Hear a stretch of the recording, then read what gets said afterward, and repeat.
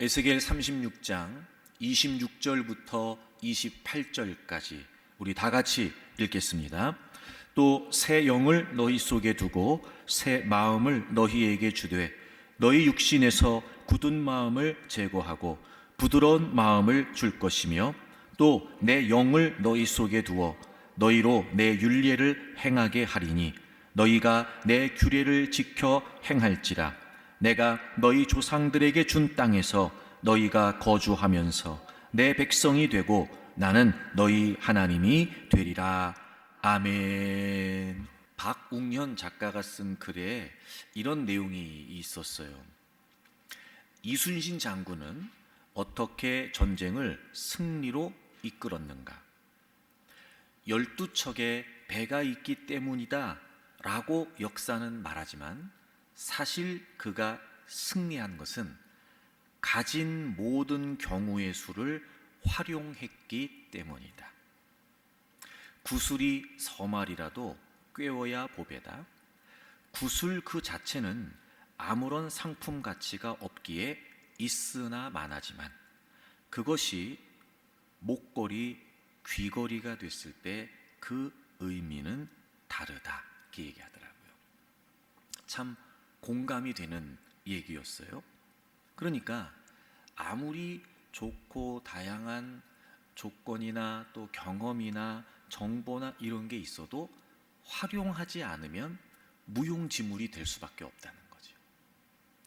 제가 이 글을 보면서 이런 생각이 탁 떠올랐어요. 우리의 신앙생활이 그렇습니다. 하나님께서는 우리에게 너무도 사랑하시는 우리에게 보배로운 주옥 같은 말씀을 우리에게 주셨어요. 이 안에는 우리를 향하신 사랑의 약속이 담겨져 있습니다. 우리가 갖고 있고 우리가 알고 있고 또 우리가 읽고 우리가 듣고 있죠. 그런데 여러분, 우린 잘 압니다. 그럼에도 불구하고 이 소중한 말씀이 내 말씀이 되어서 내 삶에 적용이 되고 실천이 되어 말씀 삶이 되지 않으면 사실 내게 있는 말씀은 무용지물이 될 수밖에 없다는 거죠. 모든 그리스도인들은 성경을 알고 있고 성경을 듣고 있습니다. 하지만 모든 그리스도인들이 말씀 삶을 살아내면서 정말 이 말씀이 오늘의 내 삶의 답이 되고 정말 이 말씀이 오늘의 내 삶의 지혜가 되면서 진짜 말씀의 은혜 가운데 살까? 그렇지 않을 거라고 생각이 됩니다. 그러므로 여러분, 아무리 이순신 장군이 12척의 배가 있어도 그걸 활용하지 않았다면 전쟁에서 이길 수 없었을 것처럼 우리 역시 아무리 이 주옥 같은 하나님의 말씀이 있다 할지라도 이 말씀을 내 말씀으로 말씀 삶으로 살아내지 못한다면 사실 의미가 없을 것입니다. 사랑하는 교우 여러분, 여러분은 어떠십니까? 이 소중한 말씀 정말 여러분의 말씀으로 적용하고 이 사랑의 약속이 담겨져 있는 말씀 정말 여러분의 말씀으로 실천하면서 말씀 삶을 살고 계십니까? 아니면 우리에게 주어진 이 너무나도 소중하고 귀중한 말씀이 그냥 무용지물이 되어버린 겁니까? 하나님의 선택과 부르심을 받은 이스라엘 백성들은 스스로도 하나님의 백성이라고 자처할 만큼 남다른 선민의식을 갖고 있었습니다. 그들은 늘 하나님을 자신의 하나님으로 고백했습니다. 그리고 자신들은 하나님의 백성이라고 주장했습니다. 그런데 그들을 향하신 하나님의 평가는 달랐습니다. 하나님께서는 심지어 그들을 향해 너희들이 내 이름을 더럽혔다 라고까지 말씀하셨습니다. 사실 그들은 하나님의 백성이라고 했으나 하나님을 하나님으로 인정하지 않았습니다. 무엇보다 하나님의 말씀에 불순종했고 하나님을 등지고 우상을 숭배했습니다. 그때마다 하나님께서는 계속 경고하시죠. 돌이키게 하셨습니다. 기회도 주셨습니다. 그럼에도 불구하고 그들은 점점 더 심해집니다. 급기야 하나님께서는 그 이스라엘을 징계하시죠. 나라가 망합니다. 백성들이 뿔뿔이 흩어집니다. 하지만 하나님은 하나님이시잖아요. 그럼에도 불구하고 하나님께서는 자신의 백성들을 그대로 내버리지 않으십니다. 역시나 하나님께서는 하나님의 백성들을 회복하시겠다는 말씀을 여러 선지자를 통해서 말씀해 주시고 약속하시면서 선포해 주셨습니다. 그리고 그들을 다시 하나님 백성으로 삼으시겠다고 하세요. 그리고 내가 그들의 하나님이 되겠다고 말씀하시죠. 이렇게 회복과 관련된 여러 말씀 중에 한 부분이 바로 오늘 저와 여러분이 함께 읽은 본문의 내용입니다. 하나님께서 그랬던 이스라엘 백성들을 다시 회복하시겠다는 거예요. 그리고 이렇게 말씀하세요. 오늘 본문 26절을 보겠습니다. 26절입니다. 또 새 영을 너희 속에 두고 새 마음을 너희에게 주어 주되 너희 육신에서 굳은 마음을 제거하고 부드러운 마음을 줄 것이다. 굳은 마음을 제거하고 부드러운 마음을 줄 것이다. 그러니까 지금 이스라엘 백성들은 굳은 마음이에요. 그래서 나라가 망했어요. 근데 하나님이 그들을 회복하시겠다는 거예요. 그게 어떤 거예요? 그 굳은 마음을 부드러운 마음으로 바꿔주시겠다는 거죠. 이런 벌써 딱 듣기만 해도 이 굳은 마음, 부드러운 마음 뉘앙스가 느껴지시죠. 이 굳은 마음은 뭐냐면 계속된 경고와 그리고 계속된 하나님의 징계에도 불구하고 끝내 회개하지 않았던, 돌이키지 않았던 그들의 완고한 심령 상태를 가리키는 말이에요. 굳은 마음, 굳은 마음. 근데 이제 하나님께서 그들의 굳은 마음을 제거해 주시고 그렇게 하나님 말씀을 듣지 않았던 그들의 굳은 마음을 제거하시고 어떻게 하시겠다는 거예요? 부드러운 마음을 주시겠다는 거예요. 그러니까 굳은 마음과 상대적으로 이 부드러운 마음은 그 하나님의 말씀, 그 하나님의 경고, 교훈 이런 말씀을 듣고 따르고 순종하면서 하나님의 백성으로 살겠다, 살 수 있다라고 하는 부드러운 마음을 주시겠다는 거죠. 하나님 말씀을 수용하고 하나님 말씀을 받고 그렇게 겸손하게 하나님의 말씀을 듣는 마음의 상태, 바로 그 부드러운 마음을 주시겠다는 거예요. 그럼 여러분, 하나님께서 그들을 회복하시겠다고 약속하시면서 굳은 마음을 제거하고 부드러운 마음을 주시겠다. 여러분, 이 이유가 뭐겠어요? 자, 27절을 보세요. 27절. 또 내 영을 너희 속에 두어 너희로 내 율례를 행하게 하리니 너희가 내 규례를 지켜 행할지니라. 여러분, 하나님의 백성들은 마땅히 하나님의 말씀을 따라야 했어요. 근데 그들이 그렇지 못했어요. 그래서 하나님은 그들의 굳은 마음 때문에 그들을 징계하시죠. 하지만 하나님은 그들을 그냥 내버리지 않으세요. 다시 그들을 회복하시겠다는 거예요. 부드러운 마음을 주시겠다는 거죠. 그래서 어떻게 하게 하시겠다는 거예요? 다시 하나님 말씀을 지키게 하시겠다는 거예요. 다시 하나님 말씀을 지키라는 거예요. 아, 여러분, 하나님 백성이에요. 하나님 말씀대로 해야 돼요. 근데 그렇지 않았어요. 근데 하나님이 그들을 회복시키시면서 다시 하나님 백성으로, 다시 하나님으로 그렇게 하시겠다는 거예요. 그래서 또 뭐 말씀하세요? 하나님의 말씀을 지키라는 거예요. 아, 여러분, 하나님의 백성들의 정체성이 뭐예요? 말씀 공동체인 거예요. 변하지 않는 거예요. 그건 변할 수 없는 거예요. 하나님의 선택을 받고 하나님의 부르심을 받은 하나님의 백성들, 그 하나님의 공동체는 당연히 하나님의 말씀을 지키는 공동체이어야 되는 거예요. 하나님 백성으로서의 정체성, 하나님의 공동체의 정체성, 바로 말씀 삶이라는 거죠. 사랑하는 교우 여러분, 우리는 하나님의 선택과 하나님의 부르심을 받은 자들입니다. 저와 여러분이 모인 우리 이 교회 공동체는 하나님의 공동체가 맞습니다. 그러므로 우리의 정체성은 무엇이어야 돼요? 말씀 공동체이어야 됩니다. 말씀으로 사는 말씀 삶 공동체이어야 된다는 것이죠. 가장 중요한 우리의 정체성, 우리의 모임의 가장 중요한 정체성, 구원받은 나의 가장 중요한 정체성, 그건 바로 말씀 삶이 되어야 된다는 것입니다. 저는 우리 교회가 말씀 삶 공동체가 되기를 바랍니다. 왜냐하면 우리는 하나님의 부르심을 받은 하나님의 공동체이기 때문에 그렇습니다.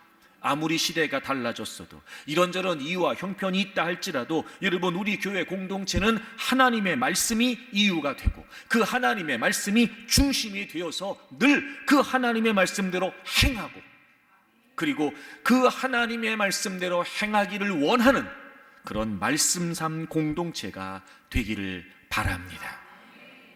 그렇다면 여러분, 우리가 어떻게 말씀 삶 공동체가 될 수 있을까요? 저는 오늘 말씀을 준비하면서 이 부분이 좀 강조하고 싶은 부분이에요. 이 부분이 강조하고 싶은 부분이에요. 여러분, 우리가 어떻게 말씀 삶 공동체로 살아갈 수 있을까? 자, 27절을 보세요. 27절. 또 내 영을 너희 속에 두어 너희로 내 율례를 행하게 하리니 너희가 내 규례를 지켜 행할지라. 하나님이 하나님의 백성 공동체를 회복하시겠다고 하시면서, 다시 그들을 말씀 공동체로 회복하시겠다고 하시면서 뭐라고 말씀하시냐면 행하게 하리니 행할지라, 이렇게 말씀하세요. 저는 처음에 그냥 무심코 읽고 지나가면서 별 의미가 없이 생각을 했다가 꼼꼼하게 이 말씀을 읽어보니까 제가 지금 천천히 읽은 그 부분에 눈이 딱 머물렀어요. 행하게 하리니 행할지라. 이름이 느껴지세요? 자, 보세요. 하나님의 백성들, 하나님의 공동체의 정체성은 말씀 삶 공동체예요. 그러니까 하나님은 하나님 백성들에게 야, 너희들 내 말씀 지켜야 돼, 너희들 내 말씀대로 살아야 돼 라고 말씀하시는데, 이게 하나님이 억지로 어거지로 안 되는 걸 강제로 이렇게 몰아붙이시는 게 아니었어요. 자, 보세요. 행하라고 말씀하시기 전에 뭐가 있어요? 행하게 하시겠다는 거예요. 이 말은 무슨 말이에요? 행하라고 말씀하신 말씀 속에는 이미 하나님이 우리가 하나님의 말씀을 행할 수 있도록 하셨고, 그러니까 행하라고 하시는 거예요. 다시 말하면 여러분, 중요합니다.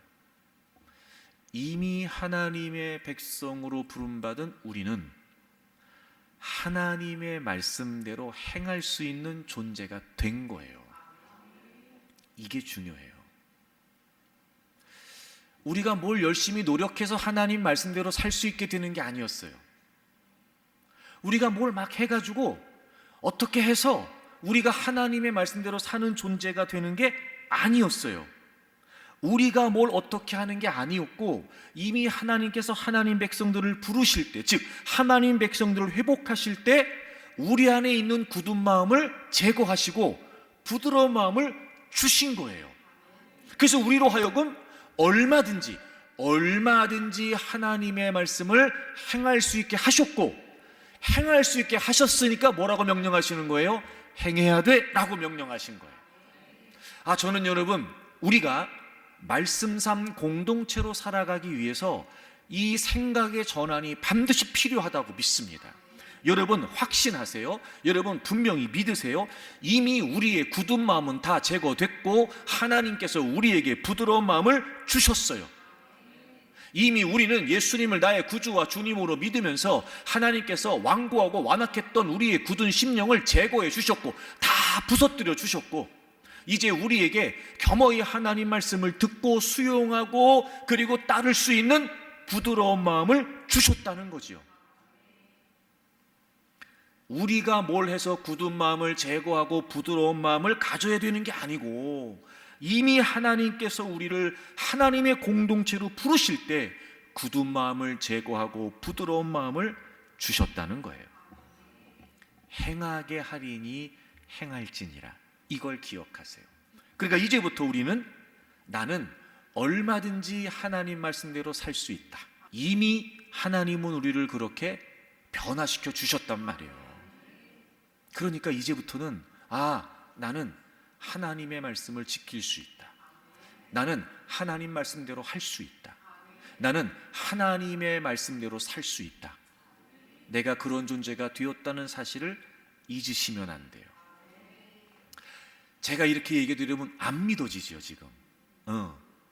그래서 준비했습니다. 여러분 요한복음 3장을 찾아보세요. 제가 증명해 드릴게요. 요한복음 3장을 보세요. 요한복음 3장 36절입니다. 아들을 믿는 자에게는 영생이 있고, 여러분 예수님을 여러분의 구주와 주님으로 믿으시죠? 자, 그럼 이제 우린 예수님을 믿고 뭘 얻었어요? 영생을 얻었어요. 그 다음에 보세요. 아들에게 순종하지 아니하는 자는 영생을 보지 못하고 도리어 하나님의 진노가 그 위에 머물러 있느니라. 아멘. 자, 보세요. 아들을 믿는 자에게는 영생이 있어요. 그럼 여러분, 영생이 없고 하나님의 진노가 있다라고 말하면 아들을 믿는 자에게는 영생이 있으니까 진노를 받는 자는 어떤 자겠어요? 아들, 예수님을 믿지 않는 자겠죠. 근데 오늘 요한복음 3장 36절이 아들을 믿는 자에게는 영생이 있고 아들을 믿지 않는 자에게는 하나님의 진노가 있다, 이렇게 쓰지 않았어요. 아들을 믿는 자에게는 영생이 있고 아들에게 뭐 하지 않는 자? 순종하지 않는 자. 말이 바뀌었어요 지금 여러분. 그러니까 예수님을 믿으면 영생이 있어. 간단한 건 뭐예요? 예수님 믿지 않으면 하나님의 진노, 심판을 받아, 이러면 될걸. 예수님을 믿으면 영생이 있고, 그 다음에 그 말을 바꿔서 예수님을 순종하지 않으면, 예수님께 순종하지 않으면 영생이 없다는 거예요. 자, 그럼 여러분, 우리가 예수님을 믿는다는 그 의미 안에 이미 우리가 예수님께 뭐 했다는 거예요? 순종했다는 거예요. 요한복음 3장 36절의 말씀을 보면, 여러분 예수님을 다 여러분의 구주와 주님으로 믿잖아요. 영생을 얻었잖아요. 이건 무슨 말이라고? 이미 우리가 예수님께 뭐 한 거라고요? 순종한 거라고. 자, 이게 무슨 말이냐? 14절. 예수님이 이런 말씀하세요. 모세가 광야에서 뱀을 든 것 같이 인자도 들려야 하리니 이는 그를 믿는 자마다 영생을 얻게 하려 하심이니라.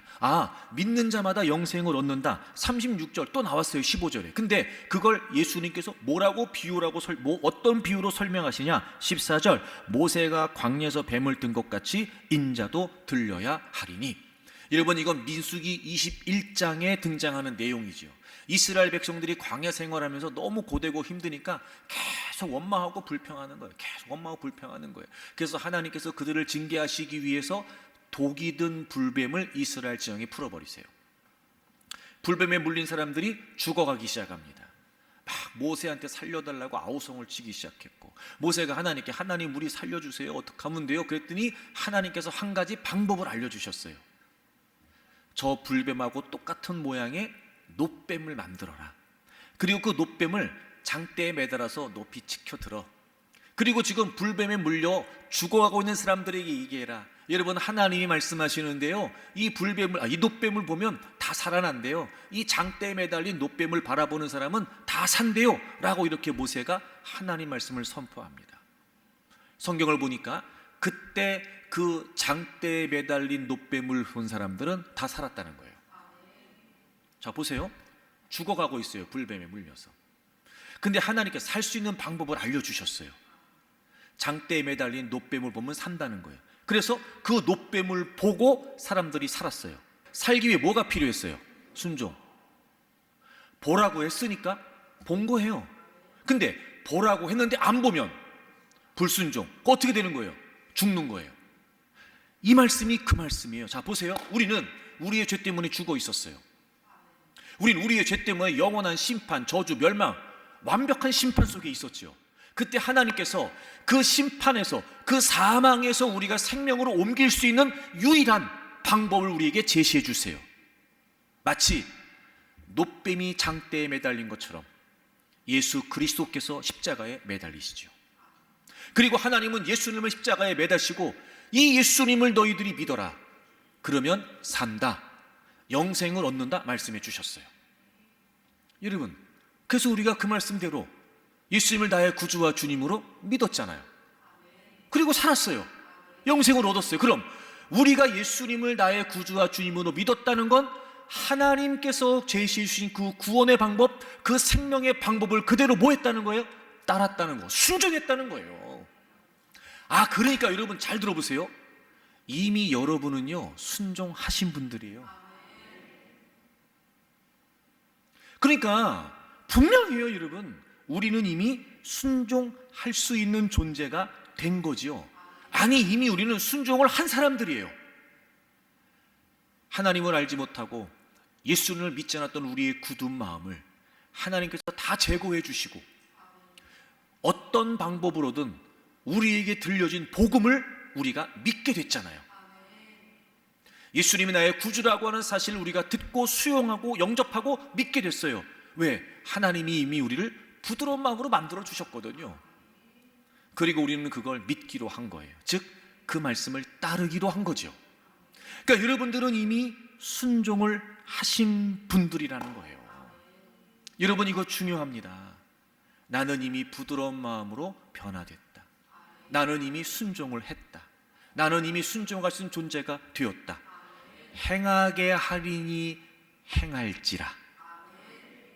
그러니까 여러분, 순종에 관해 더 이상, 말씀 삶을 사는 것에 관해 더 이상 답답해, 어떻게 다 말씀대로, 지금 시대가 어느 시대인데 하여튼 우리 목사님은 다 좋은데 저 말씀 얘기만 안 하면 좋겠어. 여러분, 이거는요, 내가 나 스스로 나의 정체성을 포기하는 거예요. 제가 이런 마음 들더라고요. 우리는 이미 순종을 했고 얼마든지 순종할 수 있는 존재가 되었음에도 불구하고 우리 안에 그런 생각이 드는 건 이게 원수마귀의 계략인 거예요. 내가 이미 순종할 수 있는 존재가 됐다는 사실을 망각하게 한 채 더 이상 말씀 삶을 살지 못하도록 원수마귀가 길목을 가로막고 있는 거예요. 그리고 자꾸 우리에게 엉뚱한 마음, 잘못된 마음을, 잘못된 생각, 엉뚱한 생각을 자꾸 심어주는 거예요.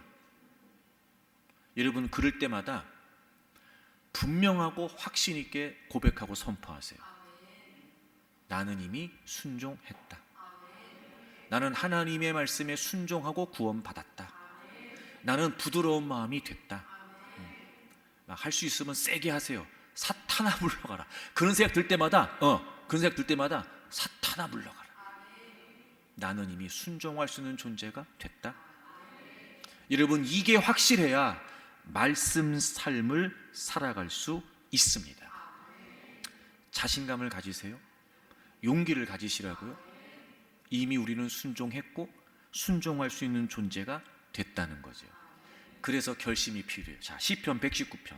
자, 우리 결단하는 거예요. 이제 시편 119편 33절, 34절, 35절 읽을 건데 앞부분을 제가 읽으면 여러분이 뒷부분을 읽으세요. 내가라고 하는 부분은 여러분이 읽는 거예요. 앞부분은 제가 읽고 뒷부분은 여러분이 읽으세요. 자, 33절부터 여호와여, 주의 율례들의 도를 내게 가르치소서. 나로 하여금 깨닫게 하여 주소서. 나로 하여금 주의 계명들의 길로 행하게 하소서. 아멘. 여러분, 이걸 꼭 기억하세요.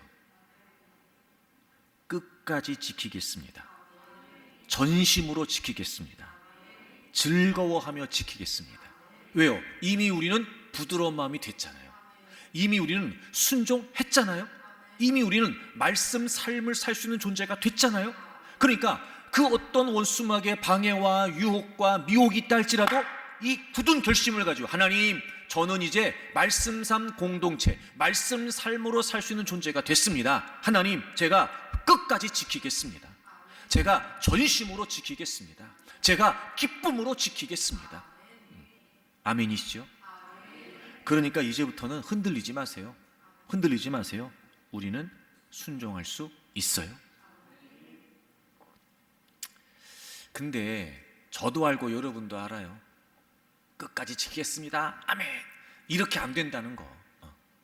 전심으로 지키겠습니다. 기쁨으로 지키겠습니다. 여기서 하여튼 뭐라도 할 것 같아요.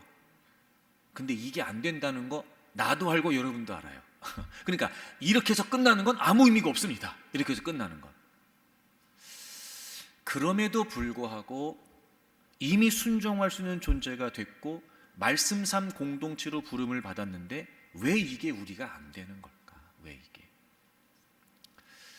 이 순종의 핵심이에요. 말씀 삶의 핵심이에요. 자, 다시 본문 돌아오세요. 36장 26절을 보실까요? 부드러운 마음이라는 게 이런 거였어요, 여러분. 26절을 보시면 분명히 굳은 마음을 제거하고 부드러운 마음을 주신대요. 근데 앞에 뭘 주시겠다 그랬냐면 26절 보세요. 새 영을 너희 속에 두고 새 마음을 너희에게 준다. 그러니까 굳은 마음을 제거하고 부드러운 마음을 주신다 그랬어요. 부드러운 마음을 준다. 뭘 준다는 거예요? 새 영을 너희 속에 두고 새 마음을 너희에게 준다는 거예요. 새 영, 새 마음을 우리에게 주시겠대요. 여러분, 이건 본문의 1차적인 정황상 아까 제가 설명드렸던 하나님의 징계와 심판을 받았던 이스라엘 백성들 다시 회복하시겠다는 내용이에요. 그래서 그들에게 부드러운 마음 주셔서 다시 하나님 말씀을 행하는 하나님의 공동체로 회복하시겠다는 내용이죠. 동시에 이 말씀은 예수 그리스도를 통해서 우리를 구원받은 하나님 백성 삼으시겠다고 하는 메시아에 대한 약속의 말씀이시기도 하죠. 여러분, 새 영, 새 마음, 즉 우리를 새롭게 하시겠다는 의미잖아요. 이게 무슨 말이겠어요? 우리는 우리의 죄 때문에 죽어 있었어요. 죄의 싹은 사망이죠. 여러분, 그 사망이 뭐예요? 하나님과의 관계가 단절되어 있었던 거예요. 우리는 우리 편에서 그 어떤 방법으로도 하나님과의 관계를 회복할 수 없었어요. 우리의 죄 때문이었죠. 그런데 하나님께서 예수 그리스도를 통해서 우리의 모든 죄를 깨끗이 씻어주셨어요. 그래서 하나님과 우리 사이에 문제가 됐던 이 죄가 어떻게 됐어요? 해결됐죠. 예수님이 대신 값을 치루어 주셨어요. 대속해 주셨기 때문이었어요. 그래서 이제 우리가 새로운 존재가 됐다. 이전 것은 지나갔으니 보라 새 것이 됐다. 이 말이 무슨 말이에요? 구원, 복음, 이게 무슨 의미예요? 이 단절되었던 하나님과의 관계가 다시 어떻게 됐어요? 회복됐어요. 여러분, 굳은 마음을 제거하고 부드러운 마음을 주신다. 새 영, 새 마음을 주신다라고 하는 말이 무슨 말이냐? 우리가 새로운 존재가 되게 하시겠다는 건 하나님과 우리 사이의 관계를 가로막고 있었던 죄의 문제를 해결해 주시고, 즉 죄 없이, 즉 죄가 해결된 새로운 존재로 만들어 주셔서 하나님이 궁극적으로 원하셨던 건 뭐냐면 다시 하나님과 우리 사이의 관계를 회복하시겠다는 거였어요. 자, 그러면 하나님과 우리 사이의 관계가 다시 회복됐고 우리를 하나님은 말씀 삶 공동체로 부르셨다. 새 영을, 새 마음을 주시겠다는 건 바로 예수 그리스도를 통해서 하나님과의 관계를 회복하시겠다는 거죠. 자, 우린 이미 말씀 삶 공동체로 살 수 있는 존재가 됐어요.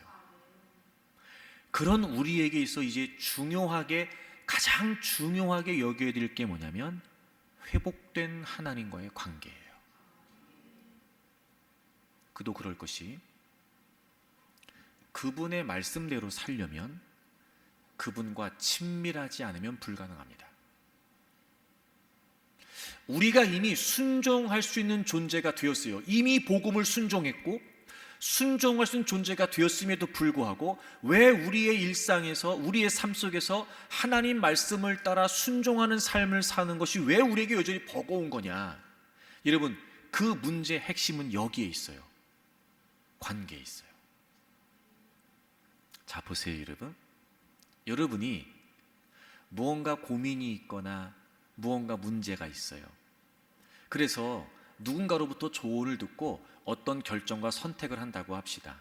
그때 만약에 자주 연락도 안 하고 그리 친하지도 않고 가깝지도 않고 얼굴도 가물가물한 사람이 있는 반면 늘 같이 만나서 이야기를 하고 또 서로 신뢰의 관계가 이미 형성되어 있고 늘 서로 염려해주고 걱정해주는 그런 애틋한 관계가 있고, 여러분 1번이 하는 얘기를 듣겠어요? 2번이 하는 얘기를 듣겠어요?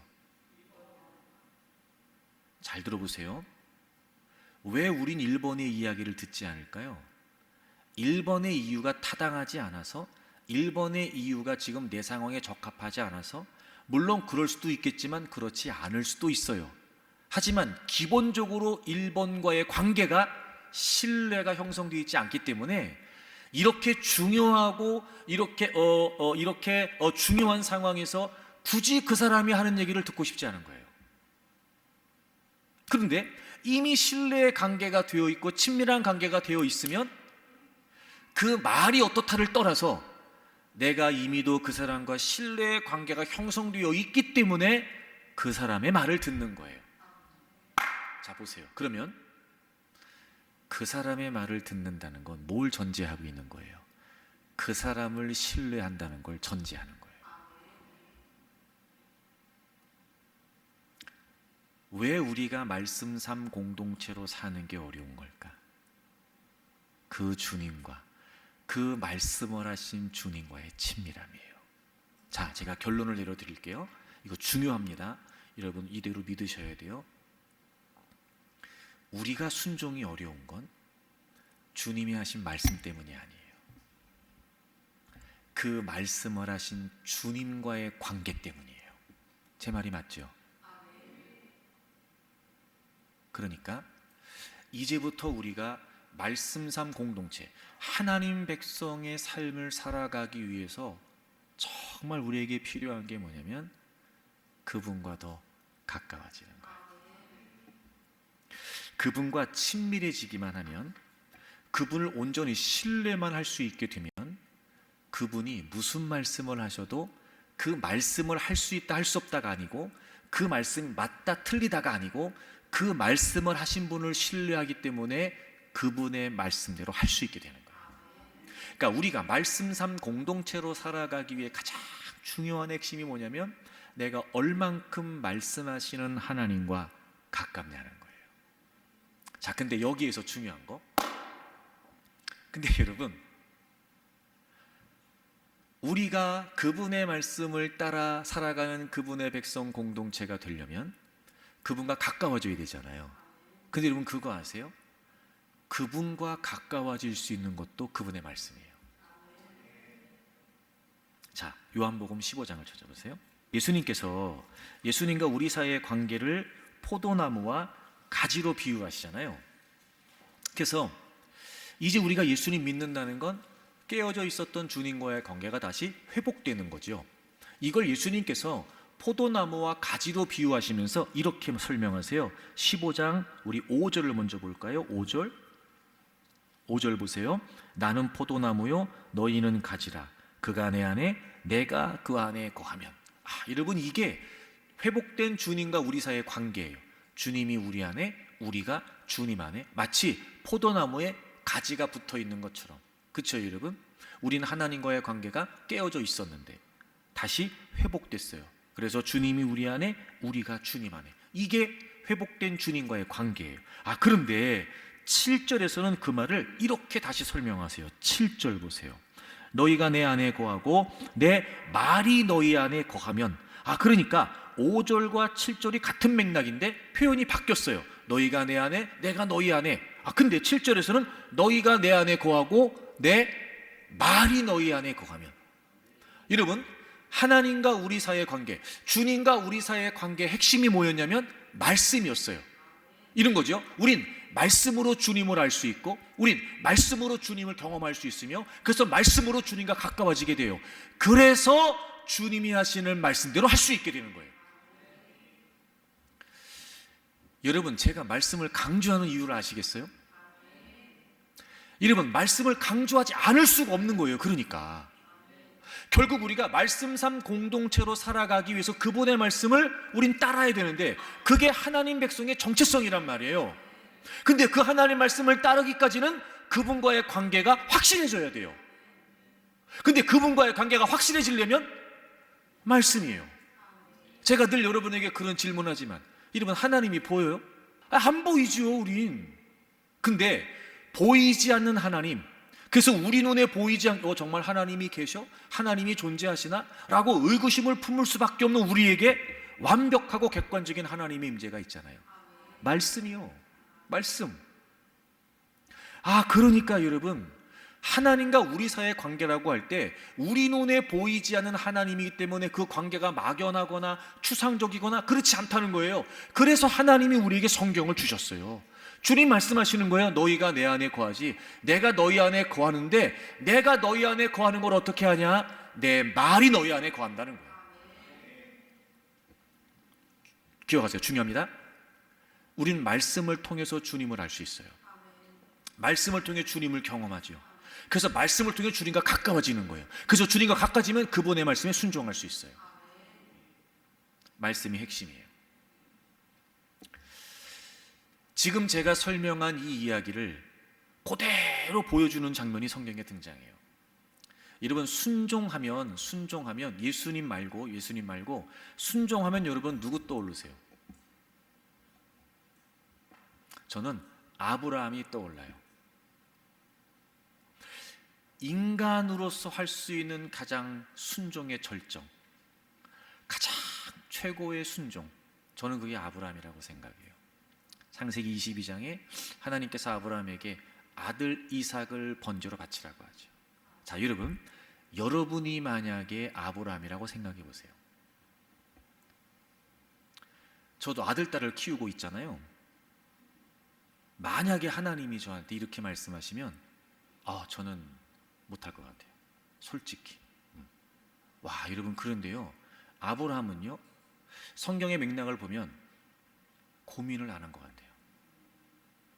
다음날 아침 일찍 짐을 꾸려서 하나님이 지시한 곳까지 3일 길을 가요. 그리고 아들 이삭과 함께 하나님이 지정하신 산에 올라가서 제단을 꾸려놓고 그 위에 아들을 얹어요. 묶어요. 죽이려고 칼을 들어요. 물론 하나님이 멈추시죠. 여러분, 거기에 나타난 분명한 하나님의 의도가 뭔지 아시죠? 하나님은 이삭을 제물로 받으려고 하셨던 게 아니었어요. 아브라함을 테스트하신 거잖아요. 그래서 22장 1절이 그렇게 시작하죠. 하나님이 아브라함을 시험하시려고. 하나님은 그렇게 제물로 사람을 받으시는 분이 아니시거든요. 그리고 하나님이 아브라함의 믿음을 인정하시면서 그 창세기 22장의 내용에서 2번 연거푸 반복하시면서 이런 말씀을 하세요. 찾아보세요. 창세기 22장. 자, 이게 중요합니다. 이제 창세기 22장 12절 먼저 볼까요? 사자가 이르시되 그 아이에게 네 손을 대지 말라, 그에게 아무 일도 하지 말라. 네가 네 아들 독자까지도 내게 아끼지 아니하였으니. 여러분, 근데 이 장면에서 이게 얼마나 중요했던지 하나님이 한 번 더 말씀하세요. 한 번 더. 16절 우리 같이 읽을까요? 16절 시작. 이르시되 여호와께서 이르시기를 내가 나를 가리켜 맹세하노니 네가 이같이 행하여 네 아들 네 독자도 아끼지 아니하였은즉. 여러분, 제가 반복해서 나오는 건 뭐라고요? 중요하다. 그러니까 이 창세기 22장에서 진짜 중요한 대목이 바로 이 대목이에요. 야, 너 그렇게 아들 이삭도 바치는 거 보니까 나를 위해서 아끼지 않는구나. 여러분, 진짜 관계가 뭔지 아세요? 아끼지 않는 거예요. 이런 거죠. 아깝지 않은 거예요. 왜 우리도 그런 경험 많이 하는데, 이게 사람과 사람 사이의 관계가 다 다르거든요. 사람마다. 그러다 보면은요, 예를 들면 이런 거예요. 어떤 사람은요, 밥 한 끼 사는 것도 아까워요. 그러니까 어쩔 수 없어도 그 사람을 만나서 밥을 먹어야 되니까 내가 밥을 사긴 사. 근데 밥 한 끼 사는 것도 아까워. 제발 비싼 거 안 시키면 좋겠어. 근데 어떤 사람은요, 비싼 걸 사줘도 더 사주고 싶은 사람이 있어요. 뭐예요? 아깝지 않은 거예요. 아끼지 않는 거예요. 이게 관계가, 이게 찐이더라고요. 하나님이 그 말씀하시는 거예요. 너 나한텐 그 어떤 것도 아깝지 않구나. 야, 너한테 가장 소중한 아들인데 너 그것도 아끼지 않는구나. 이게 순종이었어요. 그러니까 보세요. 아브라함이 하나님께 이렇게까지 순종할 수 있던 게 뭐였어요? 하나님 앞에 아까운 게 없었어요. 아브라함은. 사실 여러분, 현실적으로 아브라함에게서 가장 소중한 존재는 아들 이삭이에요. 우리 그런 표현 쓰지만 눈에 넣어도 안 아프지. 눈에 넣어도. 하여튼 여러분, 물고 빨고 하여튼 여러분 그러지 않았겠어요? 아브라함에게서 어쩌면 자신보다 더 소중한 존재가 이삭이었을 거예요. 그런 줄 알았는데 오늘 이 장면에서 그 아들도 하나님을 위해서 아끼지 않아요. 이게 친밀함이에요. 자, 그런데 이렇게 아끼지 않고 하나님께 드릴 수 있을 만큼 하나님과 가까워서 하나님을 신뢰했다. 이게 어떻게 가능했을까요? 여러분, 히브리서 11장을 찾아보세요. 이 장면을 히브리서 11장에 이렇게 얘기를 해요. 19절 먼저 볼까요? 19절 그가 하나님이 능히 이삭을 죽은 자 가운데서 다시 살리실 줄로 생각한지라. 왜 아들 이삭까지도 아끼지 않고 하나님께 바칠 수 있었냐면요, 그는 하나님이 이삭을 죽은 자 가운데서 다시 살리실 거라고 생각했던 거였어요. 그러니까 이런 거죠. 하나님 바치라고 하셨지만 아브라함이 믿고 아브라함이 신뢰했던 하나님은 어떤 분이셨냐면, 그래, 내가 아들 이삭을 죽여도 아들을 하나님이 살려주실 거야. 이게 신뢰고 관계잖아요. 근데 그가 그렇게 생각했던 이유가 중요해요. 18절, 그에게 이미 말씀하시기를 네 자손이라 칭할 자는 이삭으로 말미암으리라 하셨으니. 여기서 이미라고 하는 말은 무슨 말일까요? 창세기 22장 그 전에, 아들을 바치라고 하시기 그 전에 이미 하나님의 말씀이 있었어요. 자, 창세기 22장 전이면 어디 있겠어요? 자, 창세기 17장을 찾아보세요. 17장. 이 무슨 말이냐? 17장 19절. 이미 하나님 말씀하셨어요. 19절. 우리 다 같이 읽을까요? 19절. 자, 시작. 하나님이 이르시되 아니라 네 아내 사라가 네게 아들을 낳으리니 너는 그 이름을 이삭이라 하라. 내가 그와 내 언약을 세우리니 그의 후손에게 영원한 언약이 되리라. 아멘. 아브라함이 99세 때 하나님이 나타나셔서 내가 너한테 아들 줄게. 근데 아브라함은 안 믿었어요. 비웃었어요. 그리고 뭐라고 말하면, 하나님, 아이고 이 나이에 무슨 아들입니까? 이스마엘이나 잘 되면 좋겠습니다 그랬어요. 그때 하나님께서 아브라함에게 분명히 말씀하시죠. 아니다. 너 틀렸어. 너 생각을 바꿔. 네 아내 사라가 네게 아들을 낳는다. 첫째, 사라를 통해서 아들을 낳게 하시겠다는 거야. 둘째, 너는 그 이름을 이삭이라 해라. 그리고 그 아이가 태어나면 이삭이라고 해. 그러니까 이삭의 이름을 누가 지어주셨어요? 하나님이. 셋째, 중요하죠? 내가 그와 내 언약을 세우리니 그의 후손에게 영원한 언약이 되리라. 여러분, 하나님이 아브라함에게 이미 말씀하셨어요. 너 사라 통해서 아들 낳을 거야. 이삭이라고 해라. 그리고 그 이삭을 통해서 내가 너하고 한 약속을 영원히 이어갈 거야. 근데 하나님이 22장에서 그 아들을 드리라는 거예요. 제물로 바치라는 거예요. 그때 아브라함이 뭘 생각했다? 이 말씀을 생각했다. 이 말씀을. 그래, 내가 아는 하나님은 이미 말씀하셨어. 이 아들 이삭 이름을 하나님이 지어주셨지. 하나님이 낳을 수 있다고 하셨어. 난 불가능하다고 했는데. 그리고 분명히 이 아들을 통해서 언약을 이어주시겠다고 했지.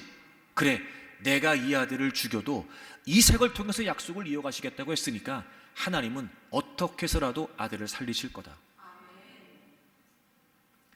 아들 이삭을 아끼지 않고 하나님께 바칠 만큼 하나님을 신뢰할 수 있었던 이 완벽한 신뢰의 관계가 중심이 뭐였어요? 말씀이었어요. 말씀으로 하나님을 알고 말씀으로 하나님을 경험하고 말씀으로 하나님을 가까이 하면서 아브라함은 하나님을 온전히 신뢰했죠. 그리고 마침내 그 누구도 하기 어려운, 그 누구에게도 불가능하다 할 만한 하나밖에 없는 아들 이삭을 제물로 바치라고 하신 하나님의 말씀을 그는 따르게 됩니다.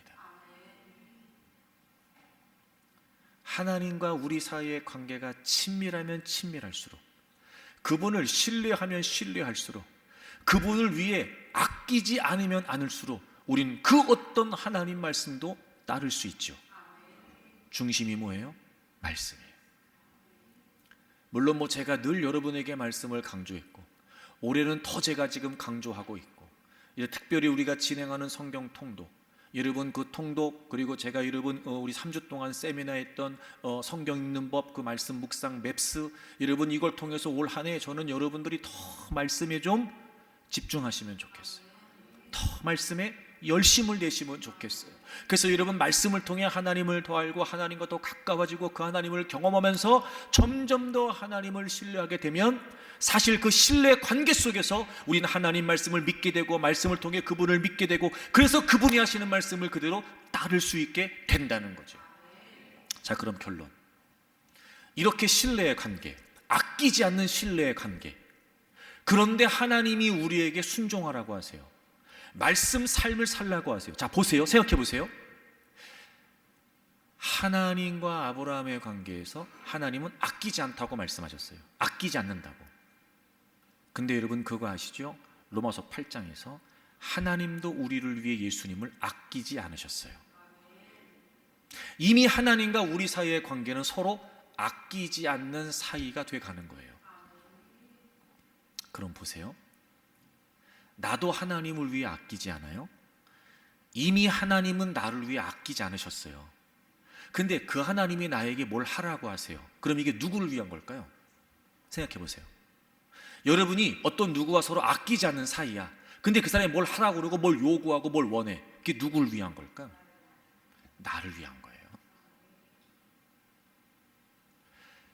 이 신뢰의 관계, 이 친밀함의 관계가 분명해지기 시작하면, 아, 이 하나님 말씀이 나를 위한 거구나. 아, 그러니까 하나님 말씀대로 살라고 하셨고, 아, 그러니까 하나님이 말씀을 주셨구나. 여러분 이 예가 너무나 많지만, 자, 찾아보세요. 하나만. 시편 19편 찾아보세요. 7절. 여호와의 율법은 완전하여, 하나님 말씀은 완전하대요. 그래서 영혼을 소송시킨대요. 여러분 여기서 영혼이 우리가 보통 일반적으로 쓰는 그런 영혼이라는 말이 아니고요, 이 말은 생명 혹은 생명력을 가리켜요. 그래서 영혼을 소송케 한다, 이 말이 무슨 말이냐면 기력을 회복하게 한다는 거예요. 기력을. 여러분 하나님의 말씀대로 우리가 살면요, 날마다 생명력이 소생돼요. 날마다. 그러니까 이런 거예요. 생기 있게, 활기 있게, 힘차게. 아, 여러분 이 생명력이 어디에서 있냐면 말씀에 있다는 거예요. 여러분 이런 거 다 원하시지요? 요즘 같은데 특별히 더, 그렇죠 여러분? 네. 그 다음 보세요. 여호와의 증거는 확실하여 우둔한 자를 어떻게 한대요? 지혜롭게. 여러분 여기에서의 지혜는 통찰과 분별력이에요. 그러니까 사고력, 분별력, 이게 지혜예요. 그게 말씀에 있다네요. 여러분 요즘 분별력 있어야 되는 거 아시죠? 아무리 여러분 AI가 발달해도요, 그 AI를 도구로 사용하는 우리 인간의 사고력이 여러분 뛰어나지 않으면 AI도 무용지물이에요. 사고력, 통찰력, 분별력. 근데 그게 어디에 있대요? 말씀에 있대요. 말씀에, 여러분 말씀에. 8절. 여호와의 교훈은 정직하여 마음을 어떻게 한대요? 기쁘게 한대요. 여러분 말씀을 따라 살면은요 어떻대요? 마음이 기쁘대요. 마음을 기쁘게 한대요. 여호와의 계명은 순결하여 눈을 밝게 한대요. 여러분 여기서 이 눈이라는 건 영적인 안목이에요. 자 보세요. 우리가 이 땅을 살면서 물론 육적인 안목이 중요해요. 근데 결코 그 육적인 안목이 따라올 수 있는 시각이 있어요. 바로 영적인 시각이에요. 이런 거죠. 모두가 다 육적인 시각, 육적인 안목만 가지고 살 때 나는 영적인 안목을 장착하고 사는 거예요. 다르죠 여러분 삶이. 그게 말씀에 있다네요 여러분. 말씀에.